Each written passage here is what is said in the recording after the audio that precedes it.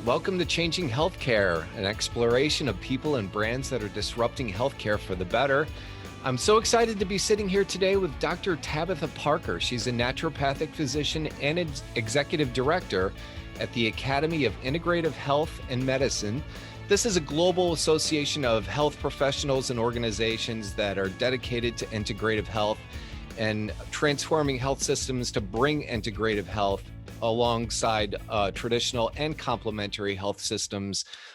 Truly a really groundbreaking organization, and I'm really excited to share their story today. Dr. Parker, thanks for sitting with us today. Thank you so much for having me, Patrick. It's a pleasure to be here. Awesome. So I would love to start off by talking about, excuse me, your experience a little bit as a naturopathic physician who's really been on the front lines of immense change regarding the acceptance and advancement of natural medicine. How has your perspective on healthcare, and in particular healthcare in the United States, really evolved over the years as you've been involved in all this? Yeah, so I would say that I feel like, over the last 20 years, we've really reached a more inclusive place where, all of the different types of healthcare aren't necessarily in the main conventional system yet, but there's certainly much more knowledge about integrative health, about, what was originally alternative medicine and then became complementary medicine. And now, integrative health is kind of the newer terminology. But, I'd like to start with a little personal story.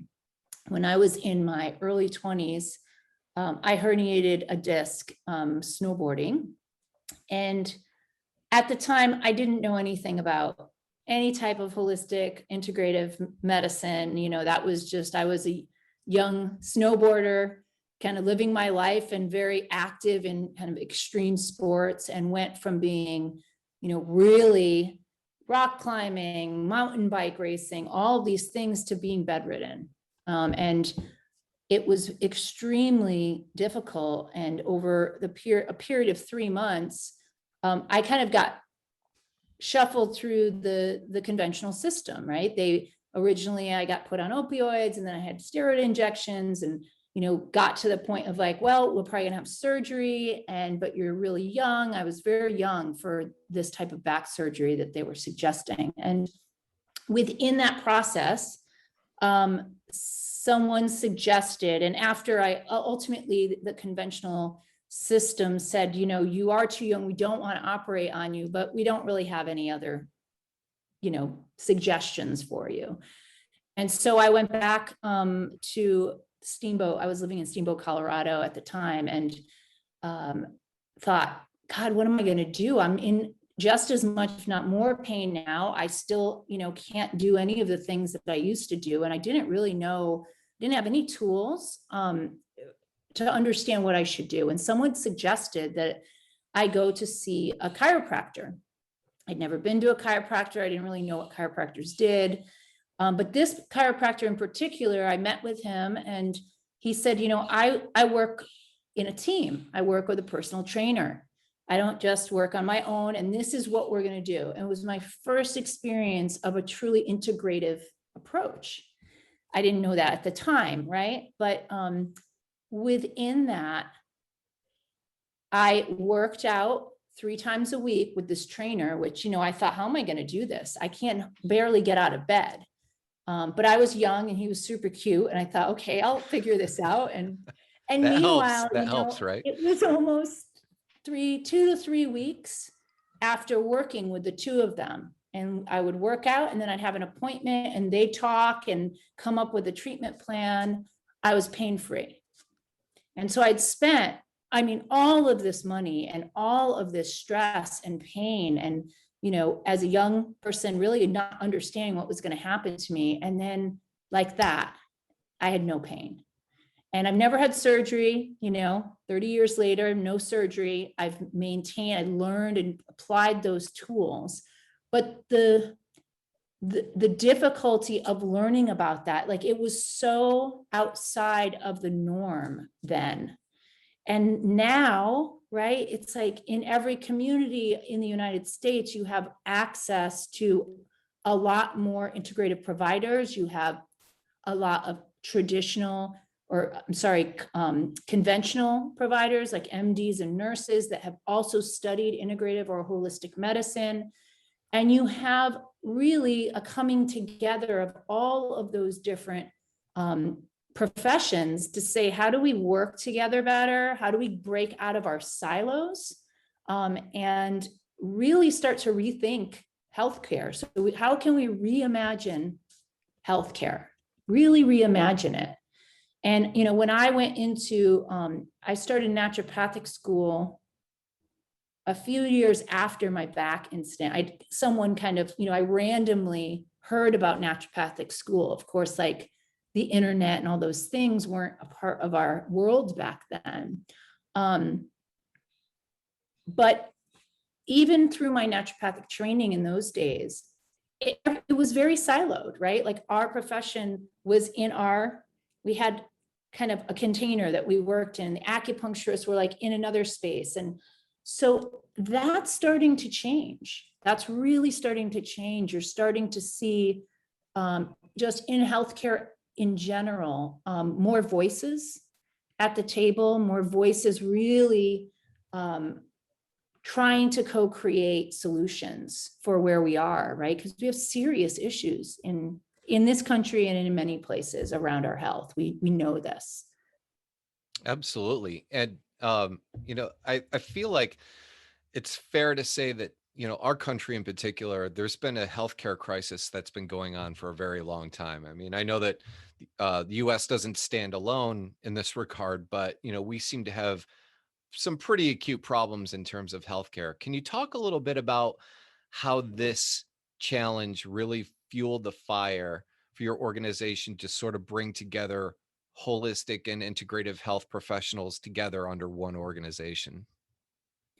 Yeah, so I think that and this is truly one of the biggest challenges that we are going to have to recreate our health system in this country is the challenge that we have that there is not buy-in to universal health care in this country.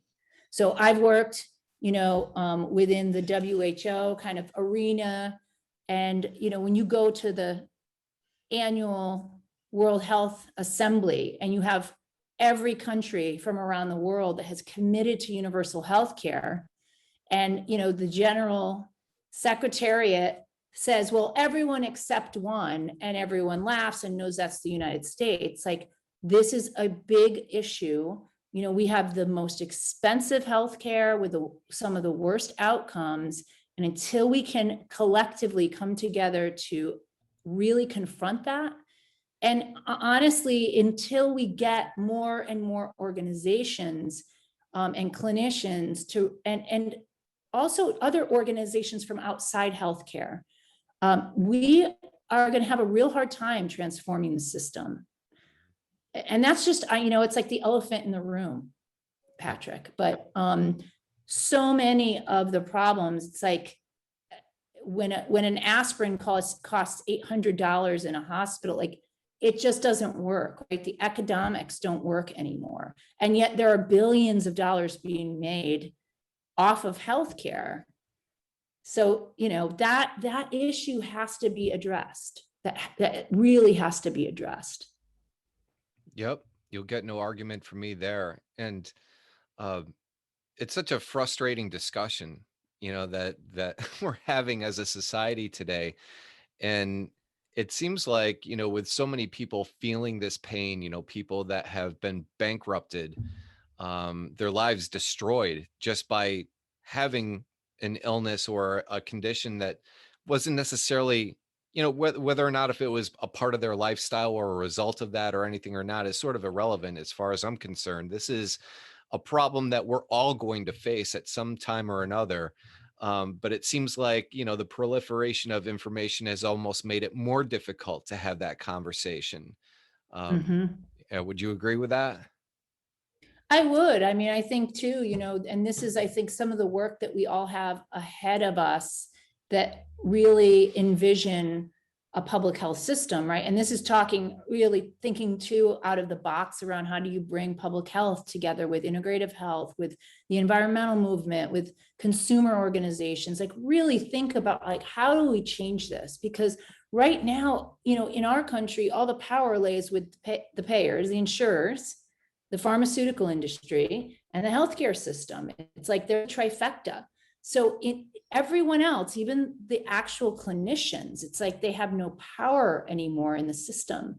The doctors themselves. I mean, we within our own within the academy, we have a 2-year fellowship training in integrative medicine that lots of conventional MDs take, and MDs are burnt out. They're burnt out by the system, that they can't, there's not enough time allotted to them. They're, just the whole structure of it needs to change so that we can really put the person at the center of health, right? Right now, the money's at the center. That's just how it is. Unfortunately, it's like that is what is at the center.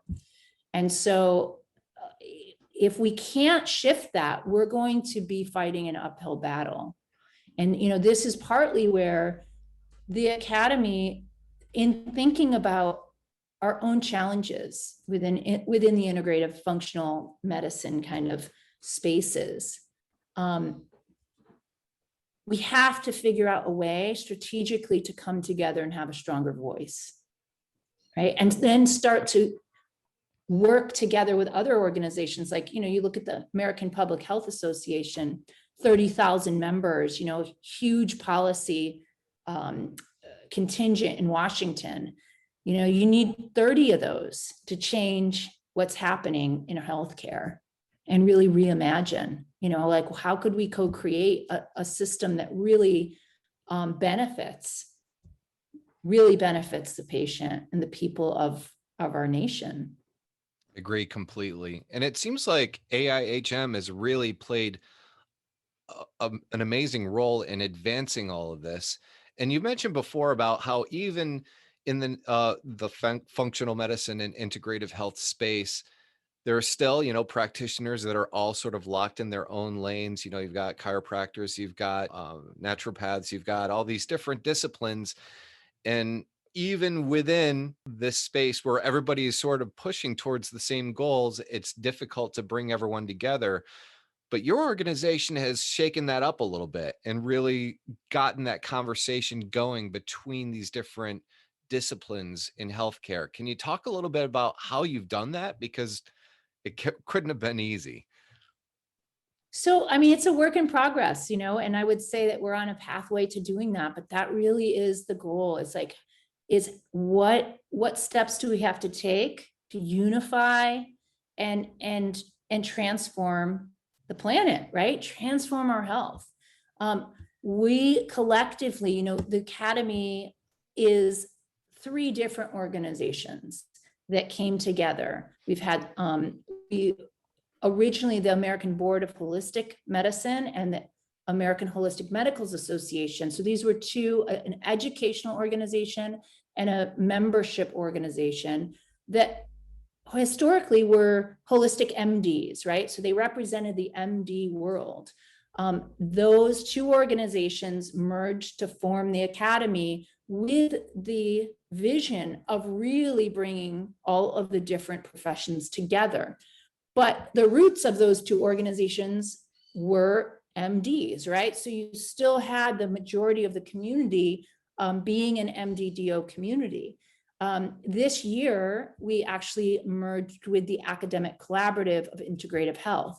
So the Academic Collaborative represents the 5 licensed integrative health professions in this country. And all of their academic institutions, their certification bodies, and their testing agencies. And so, again, this is really the first time that the integrative health professions have really come together with the holistic MDs. And that hasn't happened before. It's taken us time to get there.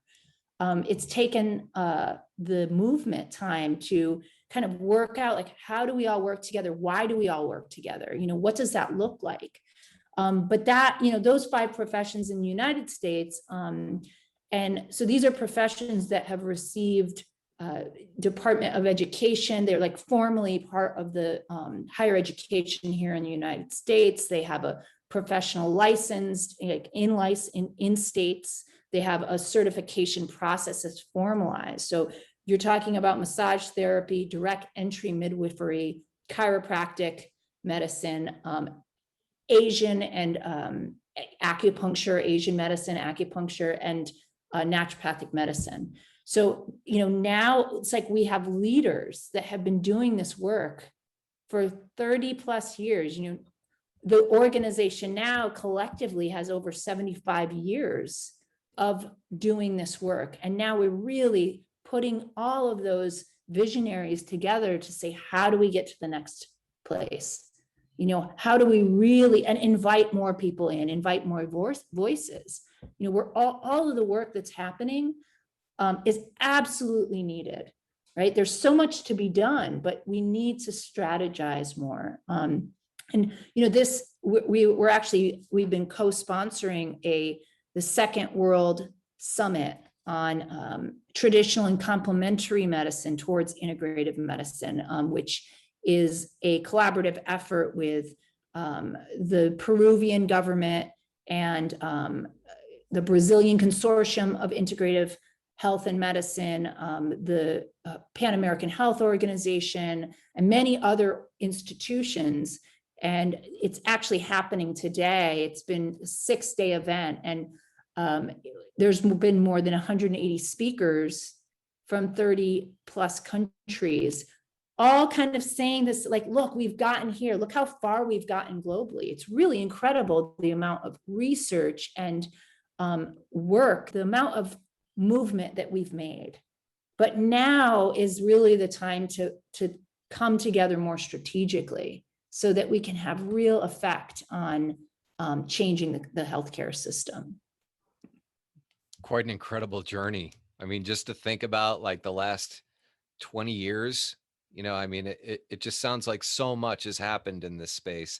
And also you brought up the educational and academic aspect of this, which I feel is really important, right? Because not only is it important to get all these different professions working together and having these conversations and talking about how to advance integrative health and the role it plays, alongside other approaches to healthcare. But also the formalized training piece that was so lacking before, which has also sort of helped it gain more legitimacy over the previous decades. Can you talk a little bit about what your organization has done to really create and advance that academic practicum? Sure. I think this is where we've made tremendous strides in creating pathways for more informal education, CME education, and then formalized education. And at the same time, there's still no requirement, say, for nutrition for MDs in this country. There's basic information and knowledge about how we care for ourselves that needs to be incorporated into the actual conventional curriculum, right, of many different health providers, so that that is just part of what they learn, right? One of the things that we did back in 2015, we created a 2-year fellowship. So this is a postgraduate fellowship in integrative health and medicine. And again, it's the first fellowship, while certainly the majority of clinicians who have taken that fellowship are MDs, right? MDs and DOs. And part of that was because of the work that was done to get a national certification for doctors, right? So when now, prior to 2014, there was not a national certification beyond AIHM, which is where the Academy had been training through their predecessor organization, the American Board of Integrative Holistic Medicine, clinicians for decades. But the goal had been to really have a high level. There's two medical bodies within the United States, ABMS and ABPS, that give specialty credentials to MDs. So if you go to an MD who's a gynecologist or a family practice doc, or a cardiologist that's board certified, those come through two pathways. And so in 2014, ABMS decided that they were going, APBS, sorry, let me say that again. In 2014, APBS decided to create a specialization, a board certified specialization for integrative medicine, right? And so that was very significant. And lots of leaders from the integrative medicine kind of movement and fields worked together to make that happen, right? So you had folks from the University of Arizona, you had our founder, Mimi Guarneri, Tirona Lodog, Scott Shannon. There were a group of docs saying, this is the next step. If we're going to be recognized in the United States, then that formal recognition is important. What we decided to do, though, is to create that program for all providers, not just MDs and DOs. And the reason for that is to really co-train us together. And this is a postgraduate program. So we've got chiropractors and naturopathic doctors and medical doctors and nurses and PAs and, all of these different providers saying, look, if you want to learn this information and then apply it to your area, your specialty, then let's do that. Because the more people who really learn, like, what does it mean to put the patient at the center and look at them holistically, right? And not just silo out, okay, you're the diabetic patient and you're the hypertension case. Like, it all actually is part of, your whole mind, body, spirit, community, and planet. All of those aspects of us are contributing to our health or our disease in today's world. So that's really where, we feel that we need to create pathways of education that are interprofessional and that really creates a way for clinicians to learn together, to learn from each other, and then to go back and provide better care to their patients. Absolutely. You also mentioned environmental issues impacted as well. And something that really sort of stood out to me about AIHM's mission is climate is a part of that as well. And you don't see that too often, the discussion of integrative health or health in general in the context of climate change. Can you talk to us a little bit about that? How did that become an important part of your mission? Yeah, sure. You really have to step back and talk about the approach, right? So when you are trained in holistic methodologies and you're really saying, okay, we have to look at what are the factors that are influencing this person in front of me, right? What are the factors from a physical perspective? Okay, I smoke, I do this, I do that, right? And these are affecting me, but what about my mental health? How's my relationship, right? All of those things, like, am I in a stressful relationship with my partner? Am I, stressed out all the time mentally? Because that's going to impact our health, right? So you're looking at all of those areas. We know for a fact that, our communities, right? If you're living in a community situation where your community is stressed, where your community doesn't have access to healthy water, healthy food, or all of those things are part of that, right? And in the planet, we are on a planet right now that if we don't change the way that we treat that sacred, this is our home, right? We are destroying the planet. We are creating, there are just so many problems right now with the way we live on this planet. And if we don't address those things, we know that we will not have health in the future, right? Our children will not have healthy lives. They will have to deal with the effects of climate change in a way that we never imagined if we don't right now start paying attention to that. And for our clinicians, you know, I mean, you look at the United States, some of the climate crises we've had just this year alone, you know, the fires in California, there's been so many examples of this. We're actually a member of the Medical Society's Consortium of Climate and Health in the United States, which has brought together, I think there's now more than 70 medical societies that have joined on saying the same thing. Like, we have to make this a priority. Otherwise, like the health, like that's going to become what we have to deal with. It will all be acute response to climate effects that our community are facing.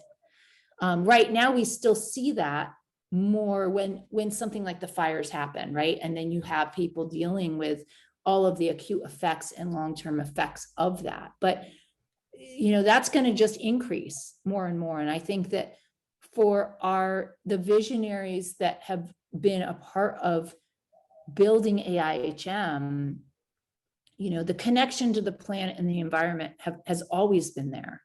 You know, environmental medicine is all about that connection, right? And our food supply, I mean, you look at our food supply and the diminishment of nutrients in food because the soil is dead now. I mean, so you can eat the same amount of fruits and vegetables and you're actually not getting the same amount of vitamins. And so how do we deal with these things, right?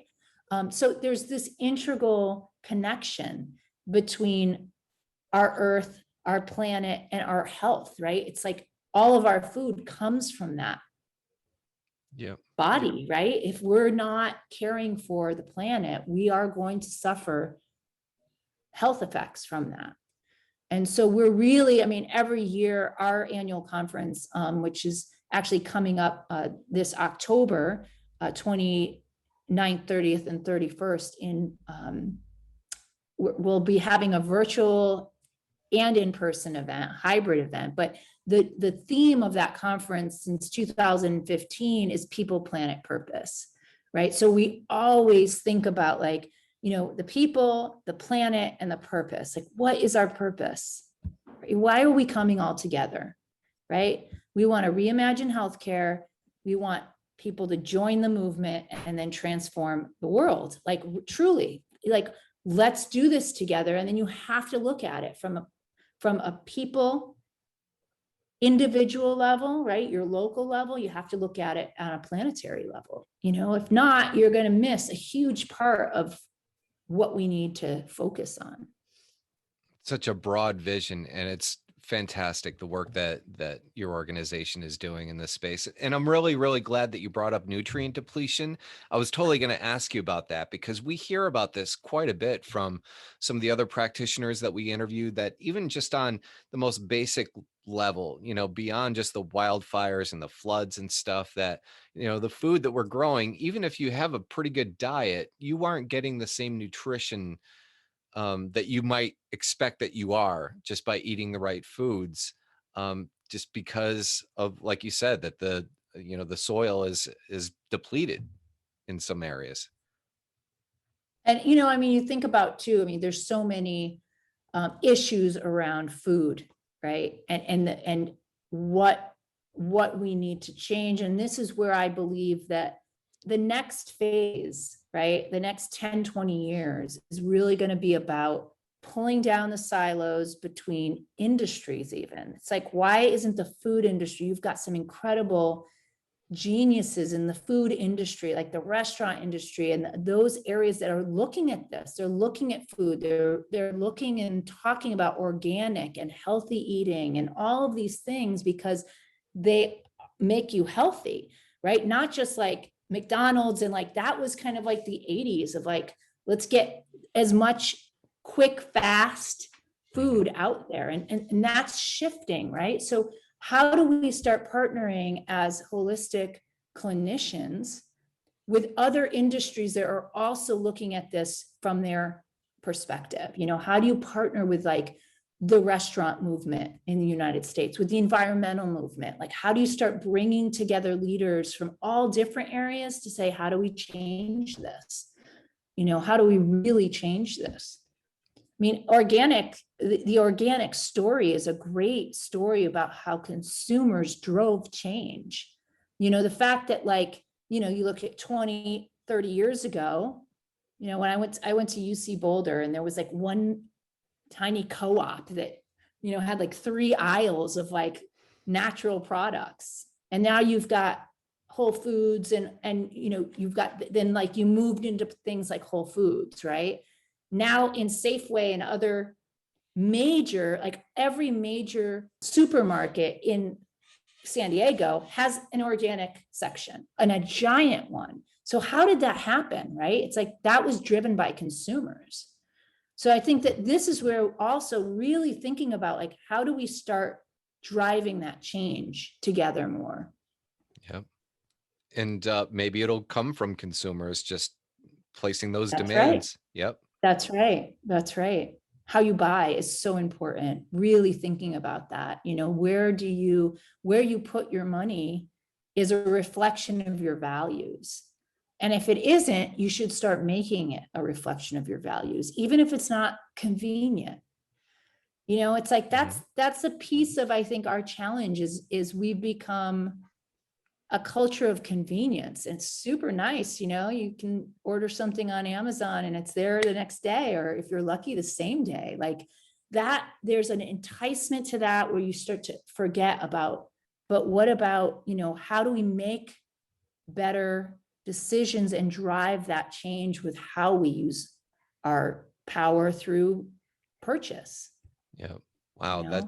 That's a whole other discussion. I would love to unpack that sometime. That's really fantastic. And I do want to say too, though, I mean, this hasn't come up yet, but I think that the other area that, we all need to really think about and think about how this is going to become part of the change is really around equity in healthcare, in everything we do. I mean, it's been 13 months since George Floyd was murdered. Mm-hmm. And the planet watched that, right?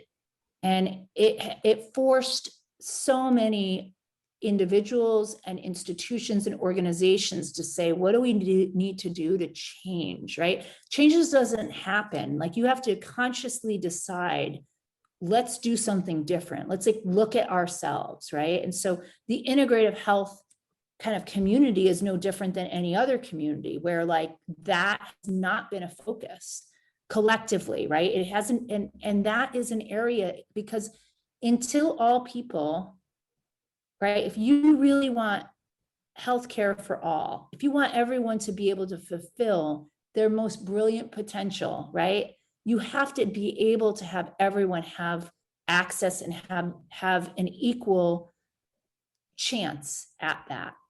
And right now we don't have that. We don't have that in integrative health. There are lots of organizations really paying attention to this, and this has become very important to the academy, to our board of directors, and to our community about how we also help to lead that, because that's a part of that holistic picture, right?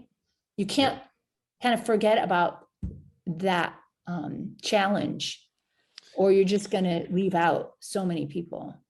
That's an important point. The lack of equity and access to care. In the discussions that you've had internally about this, what do you see as the vital first step that needs to really happen to get us there?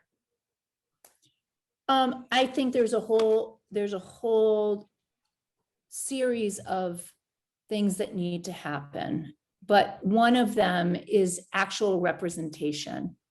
So when you look at, I did this, went and looked at the majority of integrative health professional organizations, institutions, schools, all of it, right? It's white dominated, and it has been. So, like, you have to change that. You can't actually speak for a population, you have to, and the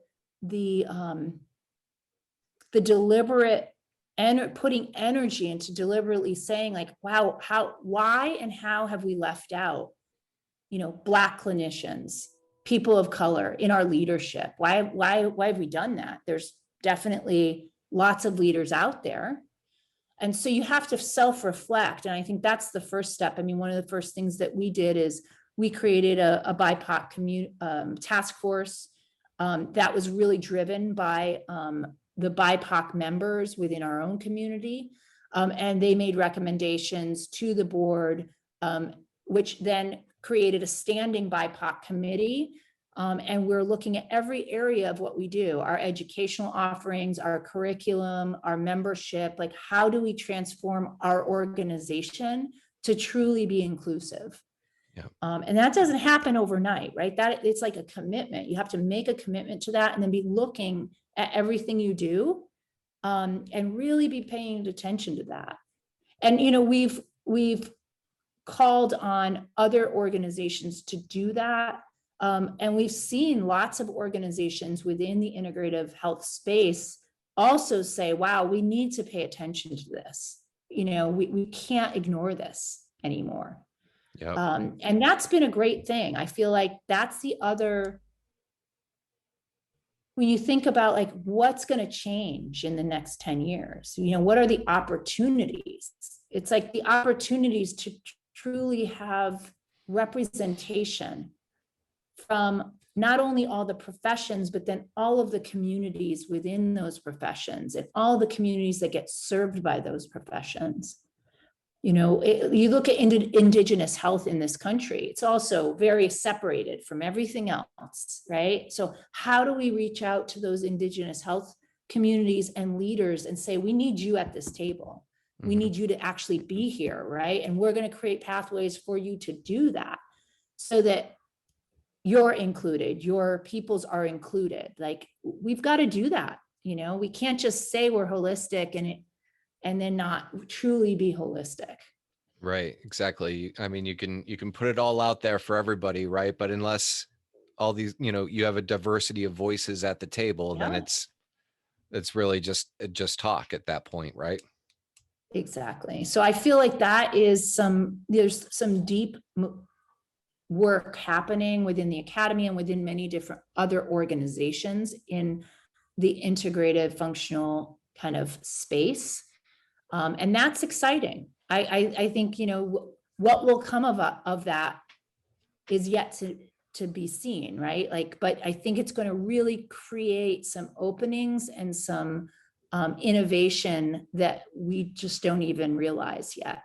Mm-hmm.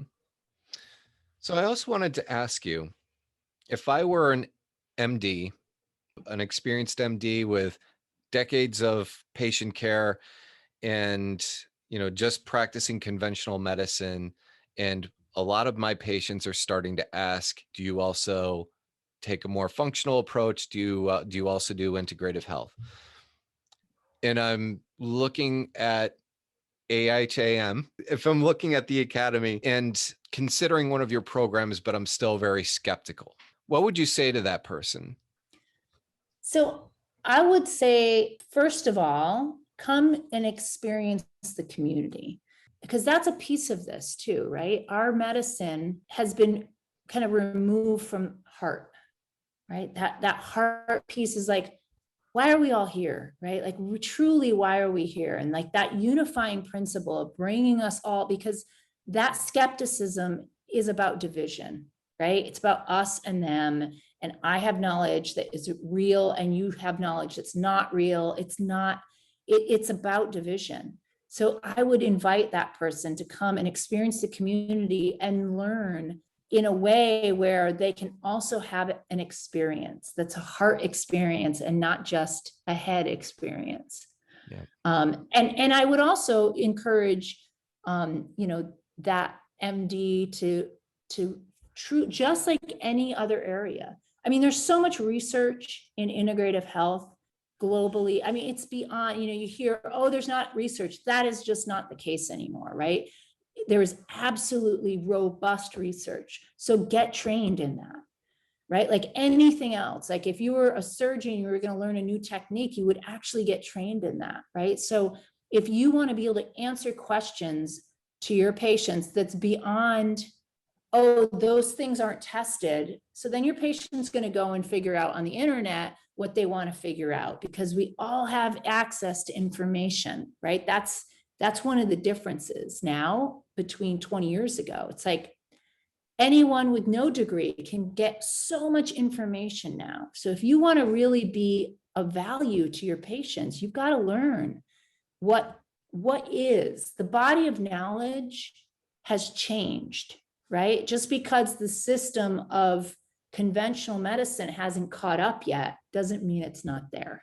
So I'd say educate yourself, really, You just said there really sort of brought me back to the beginning of this discussion when you were talking about how a lot of MDs out there are burnt out because like the state of our healthcare system, the money centered universe that they're all in right now. I mean, they're feeling that burnout because they're losing that connection with the patient. And this might be a way for them to rediscover that connection. So I would also say part of the beauty of the fellowship program in particular is that it's about rediscovering that connection to yourself. And this is where, we have created a society that in many cases requires that disconnection.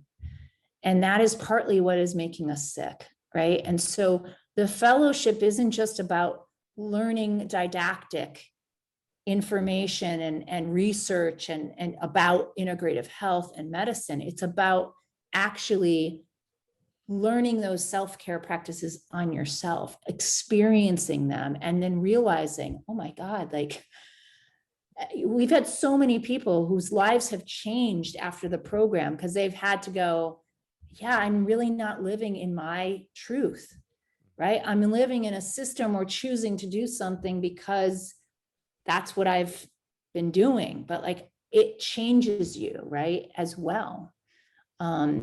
And so it really is, it's way more than just learning science. It's like, it's the art and science, right? It's the combination of those things. The science of health and the science of love at the same time. It's like, how does all of that impact you? It's true. Yeah. I mean, it's not just a job, right? I mean, everybody's looking for personal fulfillment. This is a way to access that. And like you said, reconnect with yourself. This is really, really great stuff, Dr. Parker. Thank you so much. How can people learn more about you and what AIHM does? Yeah, so I invite you to, you can connect with us on our website, www.aihm.org, or on all of the social media kind of spaces. Our tag is AIHM Global, so you can connect with us on Twitter or Instagram, Facebook, YouTube, all at AIHM Global. And I really invite you to attend a conference, come and meet our community, either in person or virtually. This year is going to be phenomenal. We have just an incredible lineup of both clinicians and inspirational speakers, and we're going to be leading our community through a discussion on how do we really bring together the global community. So it's going to be interactive and it's going to be just really, really exciting. So, And when is that? That is October 29th, 30th, and 31st in San Diego, California, or online if you choose to attend virtually. So what was the name of the conference again? Just so everybody gets this. Yeah, the AIHM People, Planet, Purpose Conference this year is transforming consciousness and creating global unity in integrative health and medicine. And it will be October 29th, 30th, and 31st in San Diego, California, and virtually. Fantastic. I know a lot of people that are going to be super interested in this. So thank you so much for joining us today. I really, really appreciate it. You're welcome, Patrick, and thank you for all you do for our community. You bet. Changing Healthcare is a production of Creative Side Marketing. Are you struggling to get trackable ROI from your website content? trying to boost the number of quality leads for your sales team and provide an amazing customer experience? At Creative Side Marketing, we work with healthcare brands who believe in what's possible and help them disrupt for the better. Let us help you grow using inbound marketing and customer experience solutions. Visit us at creativesidemarketing.com to learn more.